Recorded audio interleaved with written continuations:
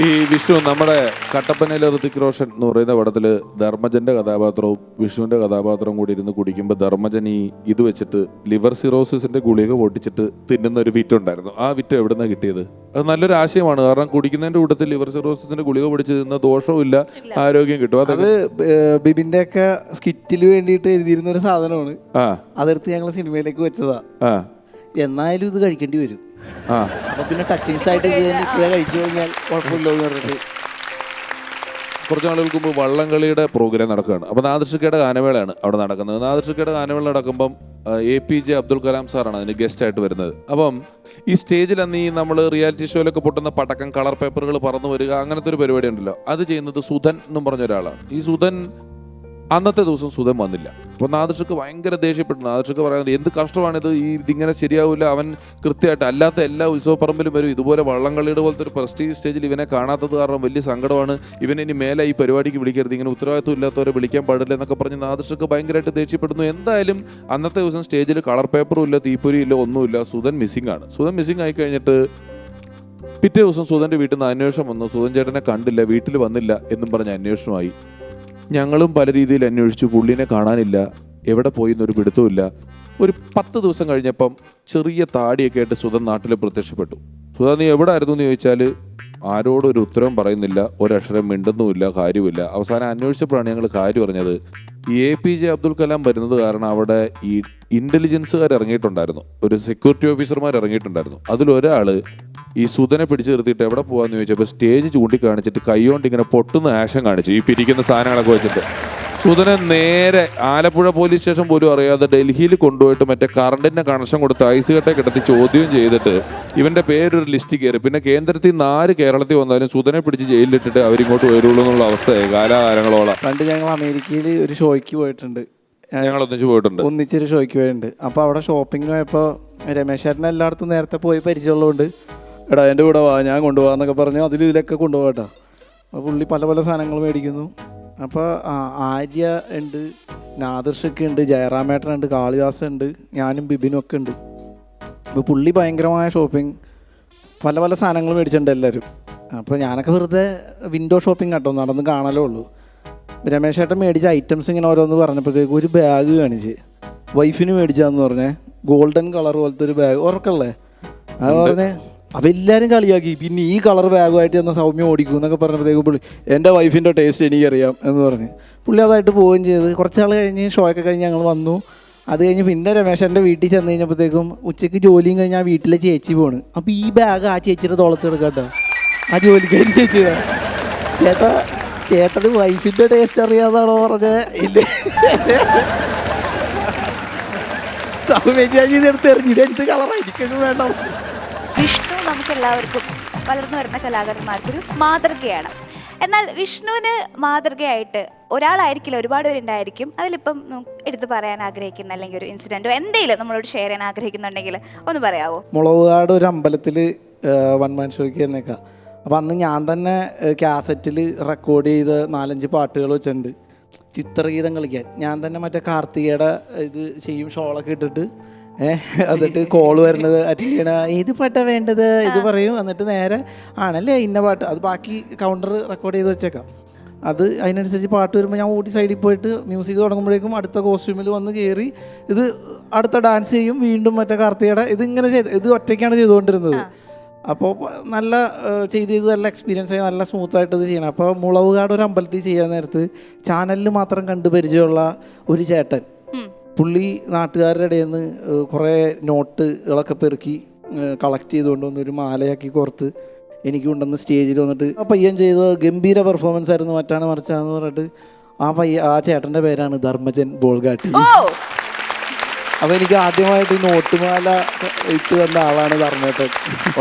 എന്നിട്ട് ആ നോട്ടുമാല ഇട്ട് കഴിഞ്ഞിട്ട് നമ്മൾ കട്ടപ്പനയിലെ ഋതിക് റോഷനിൽ ഹീറോ ആയിട്ട് വിഷ്ണു വരുമ്പം വിഷ്ണുവിന് മാല ഇടുന്ന സീനിൽ തന്നെ ധർമ്മജൻ വീണ്ടും ആ പാട്ടിൽ വന്ന് അഭിനയിച്ചു എന്നുള്ളതൊക്കെ ഒരു വലിയ കാര്യമാണ്. മുളകുകാട് ധർമ്മൻ്റെ നാട്ടിലാണ് ഇവൻ അന്ന് പരിപാടിക്ക് പോയിട്ടുണ്ടായിരുന്നത്. അവിടെ നിന്ന് ഈ പറഞ്ഞതുപോലെ വിഷ്ണുവിൻ്റെയൊക്കെ ഒരു അധ്വാനം, ശ്രമം, അതെല്ലാം കൂടെ കൊണ്ടാണ് വിഷ്ണു ഇന്ന് നമ്മളോടൊപ്പം ഇങ്ങനെ അതിഥിയായിട്ട് ഇവിടെ വന്നിരിക്കുന്നത്.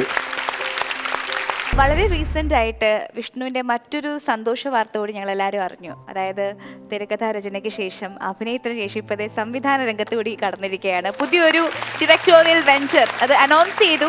അപ്പോൾ അതിനെക്കുറിച്ചുള്ള വിശേഷങ്ങൾ അറിയാൻ ആഗ്രഹമുണ്ട്. അത് ഞങ്ങളുടെ 4ാമത്തെ സിനിമയാണ്. ബിബിനും ഞാനും ചേർന്ന് അമർ അക്ബർ തോണി, കട്ടപ്പനയുള്ള ദിഗ്രഷൻ, ഒരു യമണ്ടൻ പ്രേമകഥ, 3 സിനിമയാണ് തിരക്കഥ ഞങ്ങൾ ഒരുമിച്ച് എഴുതിയത്. അപ്പോൾ അടുത്തത് ഇപ്പം ചെയ്യാൻ പോണ പടം അത് ഒരു ചെറിയ ഇതാണ്. പിന്നെ പുതിയ ആൾക്കാരാണ് അഭിനയിക്കുന്നത്. അപ്പം ഞങ്ങൾ തന്നെ സംവിധാനം ചെയ്യാനുള്ളൊരു ധൈര്യം ഞങ്ങൾക്ക് തോന്നിയിട്ടാണ്. അപ്പോൾ ഞങ്ങളെ പ്രൊഡ്യൂസർ ഉണ്ട് ബാദുഷിക്കാൻ ഷിനോയ് ചേട്ടൻ. അപ്പോൾ അവരും പറഞ്ഞു നിങ്ങൾ തന്നെ ചെയ്യാവുന്ന ഇതാണല്ലോ. അങ്ങനെ ഒരു ധൈര്യത്തിൽ ഞങ്ങൾ ചെയ്യാൻ തീരുമാനിച്ചു. അതിൻ്റെ പരിപാടിയിലാണ് ഇപ്പോൾ. അതെ, അത് ചെയ്യാവുന്ന കാര്യമാണ്. 4 പടമൊക്കെ തിരക്കഥ എഴുതിയ ആളെന്നുള്ള നിലയിൽ, അഭിനയിക്കുന്ന പരിചയമുള്ള ആളെന്നുള്ള നിലയിൽ, അല്ലെങ്കിൽ തന്നെ സിനിമയുടെ എല്ലാ മേഖലകളിലും കൈവച്ചിട്ടുള്ളവരാണ്. നിങ്ങൾക്ക് ഉറപ്പായിട്ടും ആ സംവിധാന സംരംഭവും ഒരു വലിയ വിജയമാകാൻ വേണ്ടി നമ്മൾ ആഗ്രഹിക്കുകയാണ്. നിങ്ങൾ രണ്ടുപേരും തന്നെയാണോ ആ പടത്തിൽ ഹീറോ ആയിട്ട് അഭിനയിക്കുന്നത്? ഞങ്ങൾ രണ്ടുപേരും അഭിനയിക്കുന്നുണ്ട്. വേറെ പുതുമുഖങ്ങൾ ഒരുപാട് ആൾക്കാരുണ്ട്. എത്രത്തോളം പുതുമുഖങ്ങളൊക്കെ ഓഡിഷൻ ചെയ്ത് എടുക്കുകയാണോ ചെയ്യുന്നത് അതോ? അതെ, ഓഡിഷനിലൂടെ എടുക്കുകയാണ്. പിന്നെ അല്ലാണ്ട് തന്നെ നമ്മുടെ ഇത്രയും നാളത്തെ സൗഹൃദ വലയങ്ങളിൽ നല്ല ടാലൻ്റ് ആയിട്ടുള്ള ആൾക്കാർ ഒരുപാട് പേര് നമ്മുടെ പരിചയത്തിലുണ്ട്. അവർക്കൊന്നും പറ്റിയ നല്ല സാധനങ്ങളൊന്നും നമ്മുടെ സിനിമകളിൽ കൊടുക്കാൻ പറ്റിയിട്ടില്ല. എല്ലാവരും കുഞ്ഞു കുഞ്ഞു സീനുകളിലൊക്കെ പറ്റിയുള്ളൂ. അപ്പോൾ ഇതിൽ കുറച്ചും കൂടി പ്രോമിനൻ്റ് ആയിട്ടുള്ള റോളുകൾ അവർക്കൊക്കെ കൊടുക്കാൻ പറ്റും എന്നുള്ള ഒരു പ്രതീക്ഷയും കൂടി ഉണ്ട് ഞങ്ങൾ. നമ്മൾ സിനിമ ചെയ്യുമ്പോഴും അതെ, നമ്മുടെ കൂട്ടത്തിൽ കാലാകാലങ്ങളായിട്ട് സൗഹൃദമുള്ള എല്ലാവരും ഒരു സിനിമയിൽ ഉൾപ്പെടുത്തുക എന്ന് പറയുന്നത് അത്ര എളുപ്പമല്ല. എങ്കിലും പറ്റുന്നത്ര ആൾക്കാരെ നമ്മൾ എല്ലാ സമയത്തും ഉൾപ്പെടുത്താറുണ്ട്. എത്ര നേരം ഒരു മനുഷ്യനിവിടെ അങ്ങോട്ടും കയ്യും വീശി കിടക്കണം. ഇത് എന്താണെന്നൊന്ന് ചോദിച്ചു കഴിഞ്ഞാലേ എനിക്കിവിടെ ഒരു കൗണ്ടർ അടിക്കാനാ അല്ലെങ്കിൽ ഒന്ന് പെർഫോം ചെയ്യാനിവിടെ സാധിക്കുള്ളൂ. അല്ല വിഷ്ണു, ഇപ്പം എന്തെങ്കിലും സ്ക്രീൻ ടെസ്റ്റോ അങ്ങനെ എന്തെങ്കിലുമൊക്കെ നടക്കുന്നുണ്ട് നമ്മുടെ ഫിലിമിന് വേണ്ടിയിട്ട്? അല്ല, കുട്ടിക്ക് പറ്റിയത് പറയാനിരിക്കായിരുന്നു. ശരി, എന്റെ ടെസ്റ്റ് ആദ്യം കേട്ടു കേട്ടാ. കുറെ നേരം ഇത് കേൾക്കണം അവിടെ നിന്നിട്ട് ഇതന്നെയല്ല കേട്ടോണ്ടിരിക്കണം. ചേട്ടാ, എന്താണ് ചേട്ടൻ ഇതിലെ വന്ന് ഉലാത്തിയത്? നല്ല ടൈറ്റിലാണ്. അതെ, നല്ല ടൈറ്റിലാണ്. ഒരുപാട് പേര് പറഞ്ഞു വൺസ് അപ്പോൺ എ ടൈം വളരെ നല്ല ടൈറ്റിലാണെന്ന് പറഞ്ഞിട്ടുണ്ട്. ശരിക്കും സത്യം ഈ ടൈറ്റിലല്ല ഞാൻ പറഞ്ഞത്. പിന്നെ ഞാൻ ഭയങ്കര ടൈറ്റിലാണെന്ന്. അത് ഇച്ചിരി ബക്കിൾ ഇച്ചിരി ലൂസാക്കുന്നു. വിഷ്ണു അല്ല, വിഷാരടി വിഷ്ണു. പറ. ഞാൻ പറയണത് നിങ്ങൾ എനിക്ക്. ഞാൻ സാമ്പത്തികമായിട്ട് നല്ല ടൈറ്റില്ല. ഒരാൾ ടൈറ്റിലാണെന്ന് പറയുമ്പോൾ കൈയടിക്കാൻ മാത്രം എന്തിവിടെ ഉണ്ടായത്? അങ്ങനെയാണ് ചെയ്യേണ്ടത്. വിഷാരടിക്ക് അറിയോ എന്താ?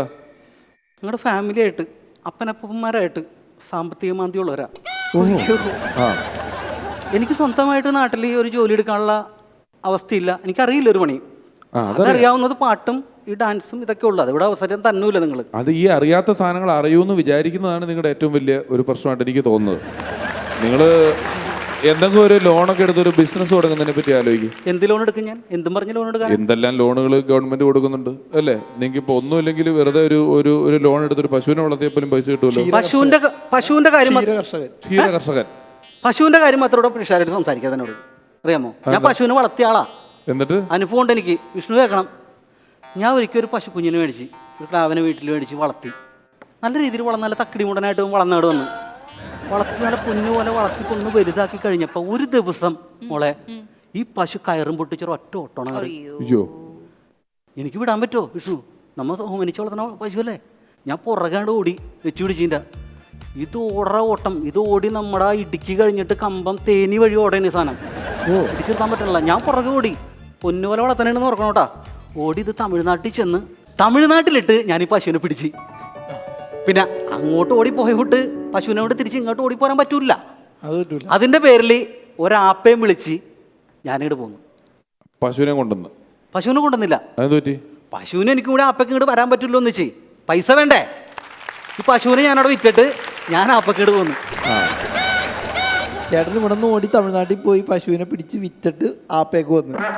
പൊന്നു പോലുള്ള പശു നല്ല രീതിയിൽ വളരണുണ്ടാവില്ലേ? അല്ല, അപ്പൊ അങ്ങനെയാണെങ്കിൽ വേറെ എന്തെങ്കിലും കൃഷി ചെയ്തൂല? വല്ല മീൻ വളർത്തലൊക്കെ നടത്തിക്കൂടെ ചേട്ടൻ? മീൻ വളർത്തൽ എങ്ങനെ നടത്താനാണ് വിഷ്ണു? എന്താ പറയണേ?